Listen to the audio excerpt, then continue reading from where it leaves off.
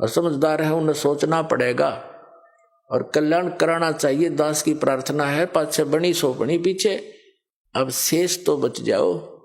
कितने दिन से शोर मचा रहा हूं, जेल में मैं चला गया तुम्हारे लिए, या सच्ची कहने के चक्कर में, और कहूंगा आखिरी सांस तक, चाहे शरीर रहो या ना रहो। कोई बात है या के ब्रन माटी और मुझसे नहीं देखी जाती, क्योंकि दास को वो ज्ञान भगवान ने दे दिया। मुझे कोई दूसरा नजर नहीं आता। पूरी पृथ्वी अपनी सी दिखे है, सब अपने बहन भाई दिखे, क्योंकि हम सतलोक से आए हुए।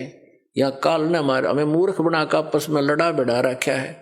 हमारे साथ आपस में ये मनमुटाव रखता है। घर घर में कड़ा करवा रखी इसने। सास बहू की बनती ना, ननद बहू का लट्ठम लट्ठा, बाप बेटे का झगड़ा, पड़ोसी गेल झगड़ा, छोटे से बंटवारे पर, किसी किसी काम पर सारा दिन टेंशन ग्रत रखना, इनको दुखी सताना, दुखी करना उस काल का कर्तव्य है। उसका परम धर्म बन गया है कि ये भगवान के बच्चे हैं, इतना सताए दूं और वो भी दुख पाता रहेगा हमें दुखी देखकर। लेकिन परमात्मा के सामने विकल्प यही है कि वो अपना ज्ञान देकर, अपने में आपकी आस्था दृढ़ कर कर सच्ची भक्ति करा के ही आपको यहां से ले जा सकता है। और ये ज्ञान ये तभी संभव है जब आप स्वयं शिक्षित होगे। तो अब शिक्षित करना पड़े आपको परमात्मा ने, और शिक्षित करके अब जितने भी संत थे, पंथ थे, धर्म मजहब थे, उनके सदग्रंथ भी विद्यमान हमारे पास, और उनका अनुभव वर्तमान के जितने भी कलियुगी संत महंत हैं, आचार्य शंकराचार्य हैं, किसी भी धर्म पंथ के, वो क्या हमें बता रहे हैं ये आपको मालूम है। और सदग्रंथ दास दिखा रहा है कि ये बताते निराकार भगवान को किसी से बात कर लो, चाहे हिंदू है, चाहे मुसलमान, सिख या ईसाई है, कहते परमात्मा तो निरंकार है, वो तो निराकार है, वो तो प्रकाश ही प्रकाश है।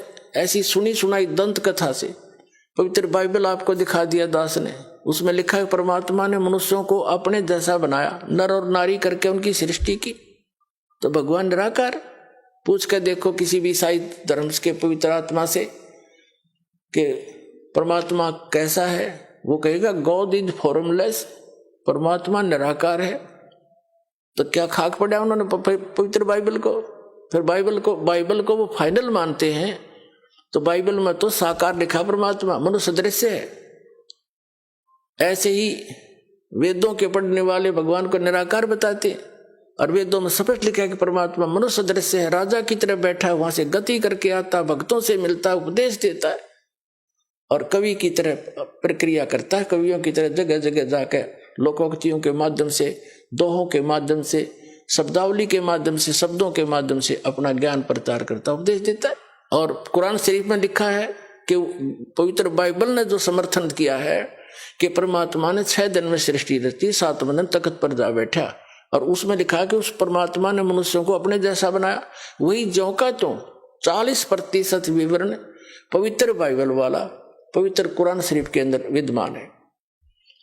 सूरत फुरकानी 25 में आयत नंबर 52 से 59 तक स्पष्ट किया हुआ है कि वो कबीर नाम का परमात्मा है। और कुरान शरीफ के ज्ञान देने वाला अल्लाह कहता है अपने पैगंबर हजरत मोहम्मद को कि आप इन काफिरों की बातों में मत आना, वो कबीर सुप्रीम पावर है, वो कबीर अल्लाह है, वो सर्वशक्तिमान है, सब कुछ कर सकता है, और इस वही है जिसने सबकी रचना करी, वो अपने बंधों के गुनाहों से खूब परिचित है। वो कबीर परमात्मा आपके पाप भी नाश कर सकता है, आपके कर्म के। वो वही है जिसने 6 दिन में सृष्टि रची, वो कबीर नाम है उसका। और 7वें दिन तख्त पर जा विराजा। उसकी खबर किसी बा खबर से पूछ देखो, जब तख्त पर जा बैठा निराकार कितना हो गया वो। मुसलमानों को पूछ लो भगवान कैसा है, अल्लाह, वो तो बेचून है, बेचून मान निराकार। इन पवित्र वेदों को पढ़ने वाले इनसे पूछ कर देखो, अभी तक आपके पास सबका विधान है, हिंदू धर्म में आप जन्मे हो, इनका तो खूब पता आपको। ये भी कहते हो परमात्मा निराकार है, और आपने दास ने उन्हीं के अनुवाद को आपके सरोरो कर दिया। इन अंग्रेजों का कराया हुआ अनुवाद, इंजीनियरों का, इन आर्य समाजियों का ये निराकार बताएं, और खुद अनुवाद कर रहे हैं। भगवान राजा के समान देखा जाता है, वहां से गति करके आता है, भक्तों से मिलता है, उपदेश देता है, कवि की तरह घूमता है, और फिर भी निराकार बताओ। सबकी बुद्धि घुमा रखी काल ने। तो पुण्यात्मा, अब रजा हुई है परमात्मा की आपके ऊपर, अब आपकी रुचि बढ़ेगी इन प्रमाणों को देख के, सचमुच सारी बात सच्ची। और वह ऐसी सृष्टि है, वहां सब मुक्त प्राणी ठाठ से रहते हैं। जो सुख आप यहाँ खोज रहे हो वहां मिल जाएगा। और यहाँ तो आप रह ही नहीं सकते, चाहे राष्ट्रपति बन जाओ और चाहे सारी पृथ्वी पर तो मकान बना ले, 100 कोठी बना ले, ये तेरी है नहीं। मूर्ख बना रहे तो वहां क्यों ना चल रहे। यहाँ तो जब तक यहाँ रहना है भक्ति कर, जैसा मालिक देता वैसे तो रहे। जो राखे तो ही रहूं, मेरा के चारा, और खाने जाद खरीद हूं गुलाम तुम्हारा। ये परमात्मा मैं तो आपका दास हो गया। अरदास की चिंता मालिक ने, नौकर की चिंता मालिक ने खूब बनी रहती है। ये दयालु मालिक है हमारा। जो मालिक हमने मान रखा है तो कसाई है। ये ब्रह्म ज्योति निरंजन काल, इसको हमने मालिक मान रखा था, ये तो कसाई है। ये तो आपके अपने स्वार्थवश रोके हुए। और जब हम दयाल की शरण में आएंगे तो हमारे सारे दुख दूर हो जाएंगे। तो कबीर साहब वो दयालु मालिक है, उसकी शरण में आ गए तो उसको सब पता है, मेरे बच्चे को क्या आवश्यकता है, मेरे नौकर को सब सुविधाएं देता है, क्योंकि उसके अंदर दया होती है। तो हम उसकी शरण में जब आ गए तो हमारी सब समस्याओं का उसको खूब ज्ञान है। हम जो मांगेंगे और आवश्यक होगा वो दाता अवश्य देगा आपको। और हम मांगेंगे बकवाद, क्योंकि भक्ति के मार्ग में चल रहा व्यक्ति को एक पत्थर ठा के सिर पर फिर धरन लगे, उनके कहेंगे मूर्ख। समझदार तो ये कहेंगे क्यों सिर मारे, पत्थर में चला आगे न चलेंगे। तो कहने का भाव ये है कि जो आप अनावश्यक वस्तु मांगोगे, जो आपके ऊपर पत्थर के रूप में होगा और भक्ति में बाधा करेगा इस सफर में, तो दाता वो दे को ना चाहते, क्योंकि आपको आवश्यकता नहीं है उसकी, और हम उसकी आवश्यकता मान रहे क्योंकि हम बालक है। तो इस प्रकार पहले दास चाहता है, बुद्धिमान समाज है, बहुत सावधानी से सोचना पड़ेगा आपने। जो किस लिए हम माया इकट्ठी करते हैं, कोठी और कार बनाने के लिए, और बेटा और बेटी के ब्याह में बकवाद करने के लिए, व्यर्थ का खर्चा करने के लिए, और ये भी मतलब के त्योहार चोर बनाकर बम पटाखे बजाकर फंड करने के लिए। तो ये भक्ता के काम नहीं है। ना जाने काल की कर डारे, किसी ढल जा पासावे, और जिनाते सरते मौत खुड़क दी उन्होंने केड़ा हंसावे। हमने नोट ऐसे डर के रहना पड़ेगा या ना जाने के बिजली गिर जा। जैसे विवाह करते हैं बच्चों का, उसमें 6 महीने पहले तो जनता वाले घर वालों ने बेटी बहनी हो, और लड़के वाले की कभी बराबर खर्च वाले हैं, तो सारा पंगा पा रहे हर तरह का। तो उसके लिए फिर कितना डीजे लाएंगे, हाँ, फिर बड़ी बड़ी बारात, और ये सारा काम बिगाड़ा नहीं फिल्मों ने। फिल्मों में देखा आपने कोई सिंपल वे तो ब्याह होता, बकवाद करें सारी, बड़े बड़े राजे महाराजा की तरह आगे पाछे बैंड बाजते चलो, तुरु तुरु तुरु करते चले हैं, लंबे चौड़े लैंप ला के फंड कर रहे। ये ब्याह करो बकवाद, तुम जुलूस तो पहले काट दे बालका का। तो हमने इस विवाह को बहुत सिंपल वैसे करना है, कोई विशेष व्यवस्था नहीं करनी। वैसे तो बुद्धिमान व्यक्ति कोशिश तो अभी कर रहे हैं कि भाई हम तो चुन्नी पे ले आए लड़की को, चुन्नी पे ले आए, ठीक है, वो भी तो ब्याह है, वो कौन सा ब्याह को नहीं हुआ। और ये 36 बकवाद करके गाना और बजाना, घुटी लानी, फंड करना, डीजे नाचना, ये बकवाद तो नहीं करनी। ना दहेज देना, हम दहेज देकर अपनी बेटी को कितने दिन सुखी कर सकते हैं, कुछ सोच के देखो। कर सकते हो सुखी? बेमतलब का वो बकवाद और भागी निकम्मा बालक है, फिर नो लालच करें जहां उसने सतावे लड़की न कोर लिया, वो पीवे घुट्टी रो करते लाओ, बेचारी रो पीट के घर वाले दें, चल बस जाएगा बेटी का बसेगा भगवान ते, और उससे हमने दूर कर रखी, तो वो तो फिर कर्म में बसेंगे जिसे उसके हैं। हम सबसे पहले वो धन देंगे अपनी बेटी को जो कभी खर्च नहीं होगा, और हर समय उसका साथ रहेगा, सारी आपदाओं को टालेगा, और 2 रोटी समय पर देगा। ऐसे हम अपने बेटे को इस मार्ग पर लगाएंगे, वो अपने पर निर्भर होगा, भगवान पर विश्वासी होगा, और ज्ञान होगा कि आज मैं दहेज लूंगा, कल इसका गधा बन कर दूंगा, क्या फायदा लेने का। तुमने उस दरगाह का मैल नहीं देखा, और धर्मराज के तिल तिल का लेखा। जब हमने इस ज्ञान से परिचित हो जाएंगे तभी तो हम वहां सतलोक जा सकेंगे, तब से हमारी इच्छा हटेगी यहाँ से। अब जैसे आपको बार बार हम बताते हैं, जैसे श्रीमद् भगवत गीता अध्याय नंबर 7 के और श्लोक नंबर 4 में कहा है कि अर्जुन उस ज्ञान को तू तत्वदर्शी संतों के पास जाकर समझ, उनको दंडवत प्रणाम करने से, कपट छोड़कर नम्रतापूर्वक प्रसन्न करने से वो तत्वदर्शी संत तुझे उस तत्व ज्ञान का उपदेश करेंगे। वो तत्व ज्ञान है कौन सा? चौथे अध्याय के गीता जी के 32वें श्लोक में कहा है कि अभी तक जो ज्ञान तूने पहले सुना है 31 तक, चौथे अध्याय के 31 मंत्र तक, 25 से लेकर 31 तक, उसमें कोई कैसी क्रिया करता है, कोई कैसी भी कर रहा है, कोई देवता पूज रहा है, कोई स्वाध्याय करता है, जैसे कोई गीता का पाठ कर लेता है, कोई ये सुखमणि साहिब का जाप कर लेता है, कोई वेदों के 5-4 श्लोक याद कर लिए उनको रोज रिपीट कर लेता है, कोई 5 बार की नमाज कर लेता है, और कोई मुंह पर पट्टी बांध कर तीक्ष्ण अहिंसावादी व्रतों को करता है, नंगे पैर घूमता है, और कोई देवताओं की पूजा करता है, कोई योगासन करता है, कोई खड़ा होकर तप करता है, कोई बैठ के करता है। ये सभी अपनी अपनी साधनाओं को मोक्षदायक मानते हैं, जानते हैं, ये सोच रहे हैं हम जो कर रहे हैं सही है। लेकिन चौथे अध्याय के 32वें श्लोक में कहा है कि इस प्रकार की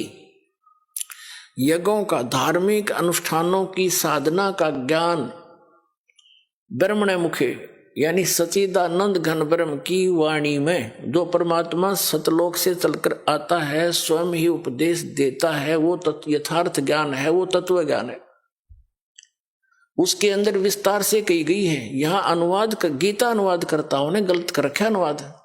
ब्रह्मणे का अर्थ इन्होंने वेद कर दिया। ब्रह्मणे मुखे है, उसमें मूल पाठ में एक शब्द है ब्रह्मणे मुखे, उसका अर्थ कर दिया इन्होंने वेद की वाणी में। पता वेद वाला ज्ञान तो बोल ले रहा था भगवान, यो गीता ज्ञान दाता श्री कृष्ण में प्रवेश करके, वो तो अब इसी ब्रह्मणे का अर्थ 17वें अध्याय के 23वें श्लोक में गीता जी में किया है। ब्रह्मणे माने सच्चिदानंद घन ब्रह्म, यानी वो परम अक्षर ब्रह्म। 8वें अध्याय के फिर आगे बताएंगे, वो अन्य परमात्मा है, वो समर्थ परमात्मा है, वो ब्रह्मणे मुखे, यानी यहाँ ब्रह्मणे का अर्थ समझो सच्चिदानंद घन ब्रह्म की वाणी में। मुख माने अपने मुख कमल से उच्चारित वाणी में जो ज्ञान है, उसमें ये धार्मिक अनुष्ठानों का की जानकारी विस्तार के साथ कही गई, वो तत्व ज्ञान है। चौथे अध्याय के 32वें श्लोक का ये निष्कर्ष है कि इस वास्तविक धार्मिक अनुष्ठानों की, यज्ञों की वास्तविक जानकारी सच्चिदानंद घन ब्रह्म ने अपने मुख कमल से बोला है उस वाणी में, यानी कबीर वाणी में विस्तार के साथ कहे गए हैं। और उनको कर्मजान, यानी वो काम करते करते कर्म योगी होकर के उनको पूरा किया जाता है, और उसको जानने के बाद तो सभी कर्मों से मुक्त हो जाएगा, सभी पापों से। और वो ज्ञान, वो तत्व ज्ञान है। चौथे अध्याय के 34वें श्लोक में कहा कि उस तत्व ज्ञान को तू तत्वदर्शी संतों के पास जाकर समझ। इससे सिद्ध है कि गीता ज्ञान दाता भी उस ज्ञान से अपरिचित है, नहीं तो लिख देता एक अध्याय और बना देता, ये हो गए तत्व ज्ञान। तो वो तत्वदर्शी संत कौन है? ये दास साध वर्तमान में है, ये सत्कर मान लियो, थारे दत्त चाहे ना दत्त।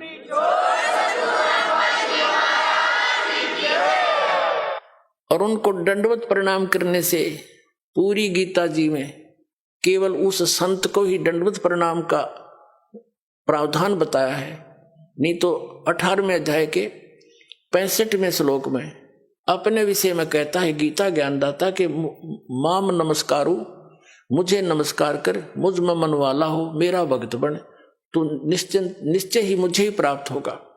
अपने विषय में भी नमस्कार तक का प्रावधान बताया है इसने। और उस तत्वदर्शी संत को कहा कि उसको दंडवत प्रणाम करने से, कपट छोड़कर सरलता पूर्वक, नम्रता पूर्वक, निष्कपट भाव से प्रसन्न करने से वह तत्वदर्शी संत तुझे उस तत्व ज्ञान का उपदेश करेंगे। अब फिर क्या बताता, 7वें अध्याय के 29वें श्लोक में कहता है कि अर्जुन, जो मेरे आश्रित होकर, यानी मेरे इस ज्ञान को आश्रय बनाकर तत्वदर्शी संतों की खोज कर लेते हैं, तो उनको वो केवल जरा और मरण से छूटने का ही प्रयत्न करते हैं। जरा मीन वृद्धावस्था, जरा मीन वृद्धावस्था और मरण मीन मृत्यु, डेथ।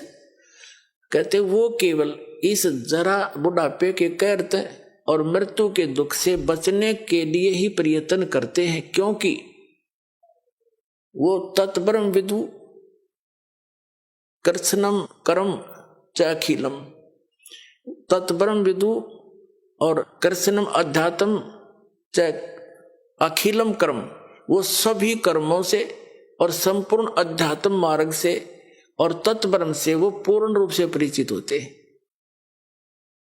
और वही केवल जरा और मरण से छूटने का प्रयत्न करते हैं। इसका सीधा सा अर्थ है कि जो साधक संसार की अन्य किसी वस्तु की इच्छा मन में नहीं लेकर के केवल अपने कल्याणार्थ यानी जरा और मरण से छूटने का जो प्रयत्न कर रहे हैं, तत्ब्रह्म विदु उस परमात्मा को जानते हैं, जान चुके हैं तत्ब्रह्म को, और सारे अध्यात्म से परिचित हैं, ज्ञान से और सब कर्मों से वो परिचित हैं। इसलिए वो विष फांकते नहीं। उनको जहर दिखाई देता है, किसी से रिश्वत लेना, ये करना वो करना। जैसे किरका जहर का रंग होरी हो, कहो कौन तिस खावे राम रंग होरी हो। अगर तो होरी माने खुशी, जैसे होली बनाते हैं अपने हिंदू धर्म में, तो होली का मतलब बड़ी खुशी के साथ नाचते हैं, गाते हैं। कहते हैं यह है नकली होली।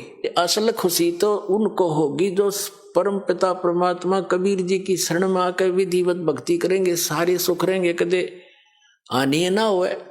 कहते समर्थ का शरणाग हो रंग होरी हो, कदे न हो ऐ काज राम रंग होरी हो। अब क्या बताते हैं कि जैसे किरका जहर का रंग होरी हो, कहो कौन तिस खावे राम रंग होरी हो। जिसने परमात्मा की शरण में रहना है और राम रंग की होली खेलनी है, यानी सदा सुखी रहना यहाँ भी और सतलोक जाकर, तो वो जैसे किरका जहर का कहीं पर विष का कण गिरा हो छोटा सा भी, और आपको पता है कि विष है, उस अधिक तो दूर की बात है, विष को खाना उस कण को भी नहीं खाएगा, उठाएगा वहां से और ऐसी जगह पृथ्वी में दबा कर आएगा किसी के और का हाथ ना लग जा, और हाथ धोएगा मिट्टी से, कदे इसका अंश मेरा ना छू जा किता है। तो कहते हैं जब आप पूरे अध्यात्म मार्ग से और सभी कर्मों से परिचित हो जाओगे, फिर आपको रिश्वत लेना, चोरी जारी ठगी डाके डालना और दहेज लेना और देना दोनों जहर दिखाई देगा। फिर कहते हैं जैसे किरका जहर का, अभी आपको उदाहरण दिया, उसने कैसा जुल्म किया, अपना भाई मार दिया, किस लालच में, यह सारी जमीन मेरा रह जाएगी, वह जमीन रही नहीं, संतान कुल नाश हो गया और पाप धरे रह गए न्यो के न्यो। तो ये सच कर मान लिए, कोई वैसे सिंपल एग्जाम्पल मात्र नहीं है, ये गॉड गिवन ज्ञान है, उसके कबीर परमात्मा का बताया हुआ, आंखों देखा उन महापुरुषों का बताया। ये कोई डूम बाट के गीत ना समझना। बहुत युगों से आप दुख पा रहे हो और इसी काल के झंझट में उलझ पुलझ कर यही मर जाते हो।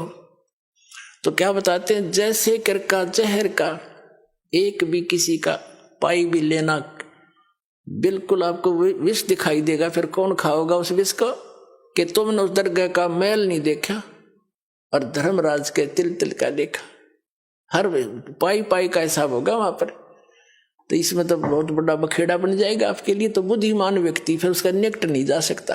अबोध बालक जहर चाहे सारा खा जा, लेकिन ज्ञान होने के बाद व्यक्ति विष का निकट नहीं जाता। तो जब तक आप अबोध थे, खाते रहे विष, मरते रहे, गधे कुत्ते बनते रहे, ये विष है, ऐसे संकट भोगने पड़ते अपने को। और जब बुद्धिमान हो गए वो तो इसका निकट भी ना आते। जैसे